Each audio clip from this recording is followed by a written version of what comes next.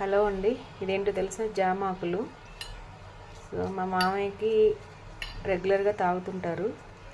ఇవి కొద్దిగా కట్ చేసి బ్యాక్ సైడ్ ఏమైనా ఉన్నాయేమో కడిగేసి ఇలాగ ఉడకబెట్టిస్తుంటాను. ఈ రసం తాగితే మంచిదంట. సో అందుకని చెప్పి ఉడకబెడుతున్నాను. సో జస్ట్ ఇలాగ పెట్టేసి హీట్ చేయడమే, అంతే. మరిగి యాక్చువల్గా నేను ఒక పెద్ద గ్లాస్ నీళ్లు పోసాను.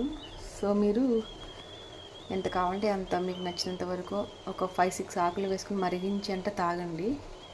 చాలా బాగుంటుందంటండి హెల్త్కి. తనకి షుగర్ ఉంది, సో అందుకని చెప్పేసి రోజు రెగ్యులర్గా తాగుతుంటారు. సో పొయ్యి మీద ఇడ్లీ వేసానండి, కుక్కర్.